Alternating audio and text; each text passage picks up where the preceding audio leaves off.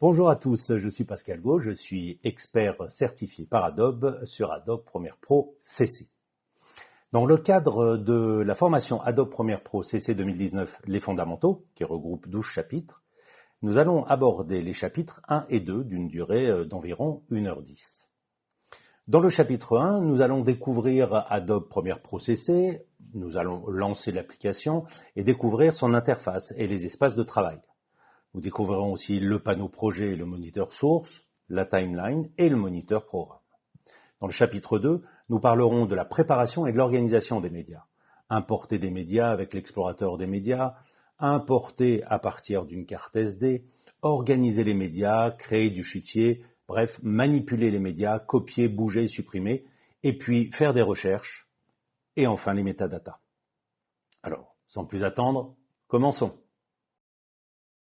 La post-production est un processus global qui comprend la préparation et l'organisation des médias, le montage vidéo en lui-même, la correction colorimétrique, le mixage son, les effets spéciaux, les fonds verts, les tracking, les titres, etc. Et enfin, on a livraison à notre vidéo. Mais tout ça se passe après l'organisation et après la production, puis le tournage. D'où le nom de post-production, c'est-à-dire après la production du film. Alors pour cela, on va devoir préparer, c'est-à-dire devoir récupérer les médias d'une carte SD ou d'un autre support. On doit les transférer sur notre système et les transcoder si besoin pour commencer le montage. Donc ensuite, on pourra renommer les clips si on veut, et tout ce travail pourra être fait avec plusieurs logiciels de la gamme d'Adobe Creative Suite comme Premiere Pro, Prelude ou Media Encoder. Le transcodage, je reviens dessus, permet de transformer en fait les médias comme le RAW, qui sont quasiment impossibles à utiliser en natif, en des formats de travail plus adaptés pour le montage vidéo. Donc une fois que le montage vidéo terminé, l'encodage sera refait pour la diffusion. Alors comment est-ce qu'on va s'organiser? Comment on organise les médias? C'est un processus très très long puisqu'il impose de regarder tous les clips. Et c'est là qu'on va déterminer les meilleurs morceaux de tous nos rushs à utiliser et qu'on va les ranger correctement avec mon fameux concept « range ta chambre ». En plus de cela, les métadonnées sont extraordinaires pour y rentrer des informations qui sont réutilisables par la suite.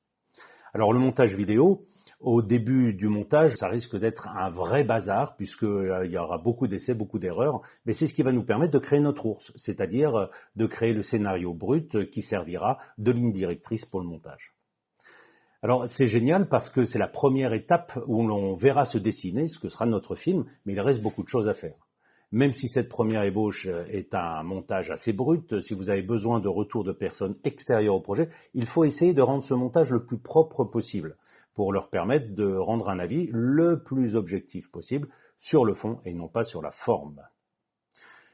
Quant à leur retour, pour avancer et finaliser le projet, il est important d'avoir le retour de ces gens qui ont visionné le film. Ces gens peuvent être des proches du film ou complètement indépendants. C'est peut-être aussi des professionnels. Et chaque avis compte et il est important pour la réalisation finale. C'est après tous ces retours et toutes ces réflexions que notre film pourra être finalisé. Et c'est seulement après encore cela que l'on pourra passer aux phases suivantes comme la correction colorimétrique, le mixage son, etc.